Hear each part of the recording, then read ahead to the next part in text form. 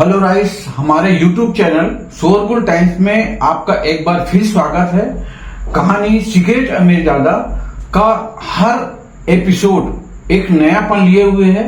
उम्मीद है कहानी के हर एक एपिसोड का आपको बेसब्री से इंतजार रहता होगा।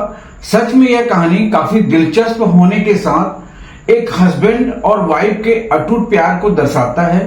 एक रईस खानदान का वारिस घर जमाई होने के बाद भी अपनी वाइफ से बेहद प्यार करता है। अब दोनों के बीच रिश्ता भी गहराता जा रहा है। सनाया अब अपने हस्बैंड को समझने लगी है।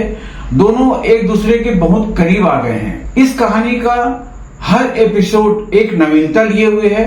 चलिए अब चलते हैं कहानी के नए एपिसोड की ओर। इससे पहले आप हमारे चैनल को सब्सक्राइब करते हुए वीडियो को लाइक और कमेंट जरूर करें ताकि आप कहानी के हर एपिसोड का भरपूर आनंद उठा सके। कहानी का 15 एपिसोड कुछ इस तरह से शुरू होता है। गिल कंस्ट्रक्शन की बिल्डिंग में सौर अपने कमरे में बैठा बहुत खुश लग रहा था। वाह क्या दिन है आज का। विक्की भाई से बात करने के बाद मैं घबरा गया था कि मेरे साथ क्या होगा, लेकिन शगुन की बेवकूफी और मेरे प्रेजेंस ऑफ माइंड की वजह से आज सब कुछ वैसा हो गया जैसा मैं चाहता था। अब सारी इंजीनियरिंग की टीम मेरी, स्प्रिंग कारपोरेशन का प्रोजेक्ट मेरा और इस कंपनी के हेड की पोजीशन भी मेरी। बेचारी सनाया गुस्से में फूल कर या तो घर में तमाशा कर रही होगी या फिर रो रही होगी। सनाया की हालत को इमेज करते हुए शौर्य ठहाके लगाकर हंसने लगा। तभी उसके ऑफिस का दरवाजा खुला। सौर ने देखा कि उसके पापा नीरज गिल अंदर आ रहे हैं। बेटा चलो, हमें स्प्रिंग कारपोरेशन जाना है। हमारे प्रोजेक्ट की पहली मीटिंग है आज। ये सुनते ही सौर के चेहरे पर छाई खुशी गायब हो गई। पिछली बार जो कुछ भी हुआ था उसके बाद सौर को उस बेइज्जती के सपने भी आते थे। यश मेहरा के तो ख्याल से ही अब सौर को घबराहट होने लगती थी। उसने इस बात को टालने की कोशिश करते हुए कहा, क्या हमें जाना जरूरी है? प्रकाश चाचू को भेज देते हैं ना, और वैसे भी मीटिंग में डिस्कस करने जैसा क्या है। ठीक है पापा चलते हैं। सौरी ये सोचकर मान गया था कि दिल्ली के रायजादा परिवार से दोस्ती करने का ये इकलौता मौका था, मगर रायजादा खानदान के असली वारिस से तो सौर के अलग ही मसले थे। वहीं शहर के दूसरे कोने में जैसे ही आहान और सनाया घर के अंदर गए, यामिनी गिल ने गुस्से से आहान की तरफ देखा। आहान, तुम हर बात को बर्बाद क्यों कर देते हो? अगर तुम शेखर और सनाया की मदद नहीं कर सकते तो चुपचाप घर संभाल करो। ऑफिस में जाकर पापा जी से झगड़ा करने की तुम्हें क्या जरूरत थी? अपनी सासू माँ की डांट सुनकर आहान को आज जरा भी फर्क नहीं पड़ा था। उसने बेफिक्र लगते हुए मिसेस यामिनी गिल से कहा, मोम क्या हुआ है? सनाया भी इस बारे में सोचकर कंफ्यूज हो गई है कि ऑफिस में आनंद गिल के साथ जो कुछ भी हुआ था उसके बारे में सनाया की मोम को कैसे पता चल गया। इसका क्या मतलब है कि मुझे कैसे पता चला? 10 मिनट पहले मुझे ऑफिस के मैनेजर का कॉल आया था। कह रहा था कि सनाया को इनाम के तौर पर मिली हुई 6 मंजिला बिल्डिंग और ऑफिस में उसकी पोजीशन को खारिज कर दिया गया है। ऐसी बात नहीं कि आहान और सनाया ने इस बात की उम्मीद नहीं की थी। जिस पल दोनों ने गिल कंस्ट्रक्शन की बिल्डिंग छोड़ी थी, ये सब होना ऑर्गेनाइज था। इस सब से परेशान मिसेस गिल ने आगे कहा, क्या इस बात से कोई अनजान है कि सनाया ने स्प्रिंग कारपोरेशन के डील के लिए कितनी मेहनत की थी? अब सब चला गया। इतनी महंगी बिल्डिंग, जॉब, पोजीशन कुछ नहीं रहा। एक बार के लिए वो तो ठीक है, मगर आहान तुम्हें पापा जी से बहस करने की क्या जरूरत थी? वो हमारे परिवार के बड़े हैं, उनसे जवाब लड़ाने और इतनी बदतमीजी करने की तुम्हें क्या जरूरत थी? गुस्से से मिसेस गिल के हाथ कांपने लगे थे।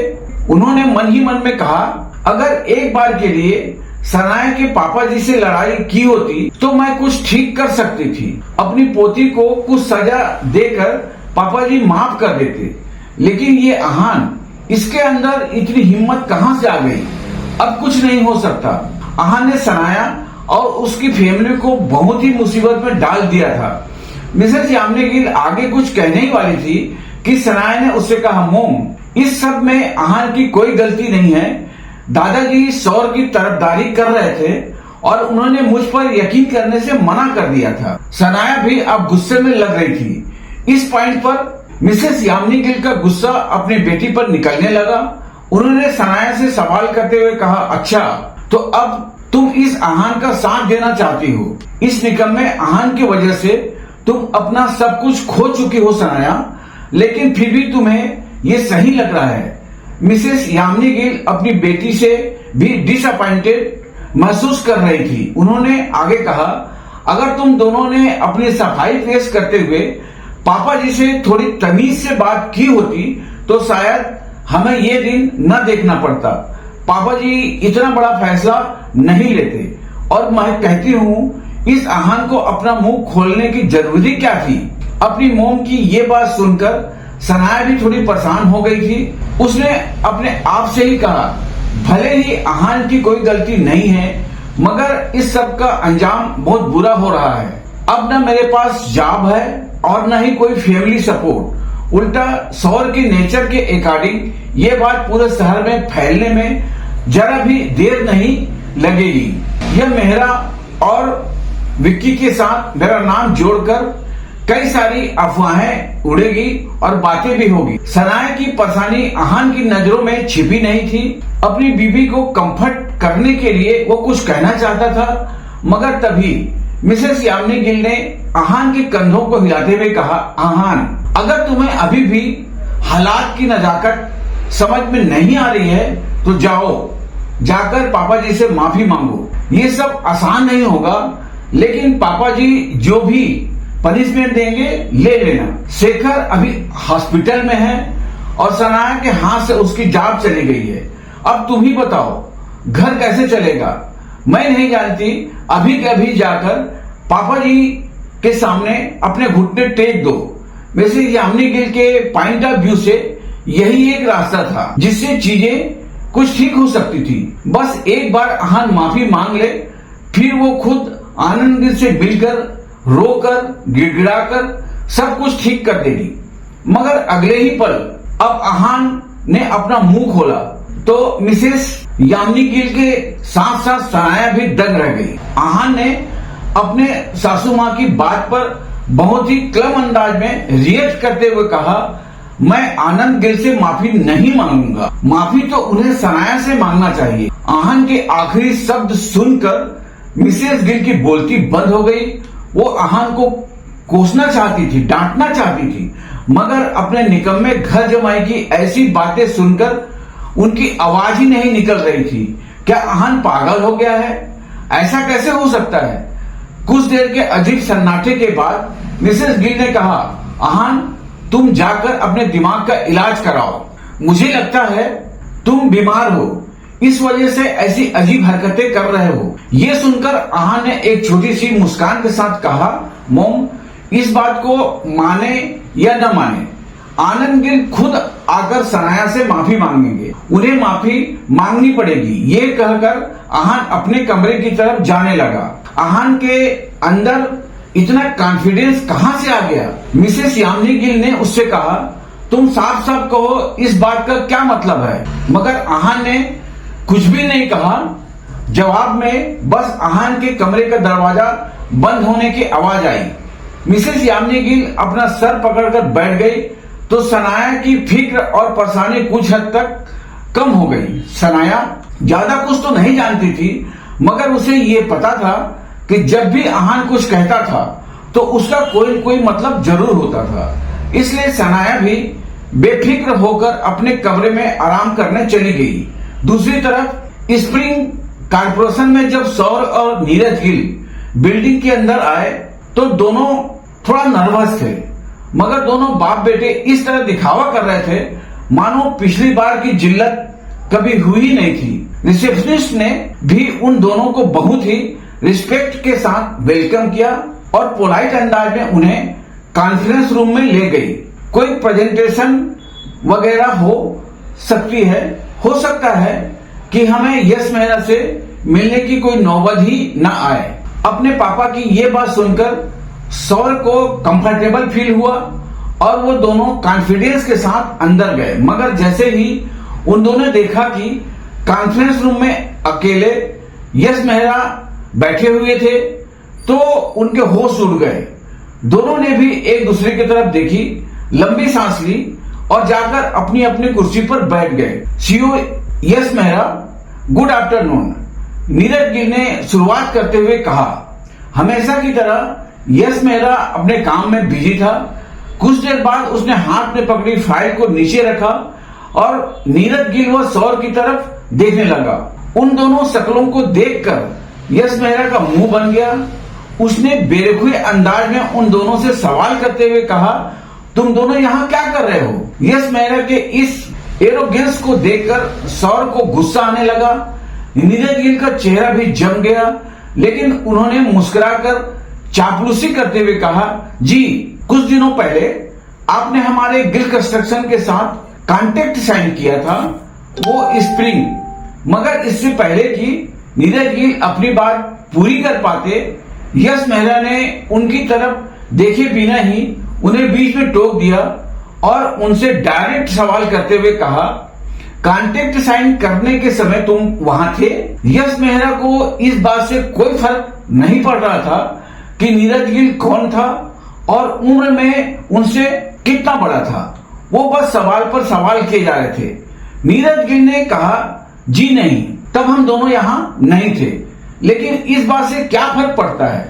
हमारी कंपनी ने ये प्रोजेक्ट हमें सौंपा है तो आप बेफिक्र होकर हमारे साथ काम शुरू कर सकते हैं। ये सुनकर यश मेहरा ने इस तरह रिएक्ट किया मानो कुछ सोच रहा हो और फिर कुछ देर की खामोशी के बाद उसने कहा, मुझे फर्क पड़ता है। जिसके साथ मैंने कॉन्ट्रैक्ट साइन किया था मैं उसी से मिलना चाहता हूं। अब यश जिद पर अड़ गया था। नीरज ने लाचार होकर सवाल किया, सीईओ मेहरा, आप मेरी मुश्किलें क्यों बढ़ा रहे हैं? इस बात को सुनकर यश मेहरा ने ऐसा मुंह बनाया मानो किसी कचरे के डिब्बे को देख रहा हो और उसने कहा, निकलो यहां से।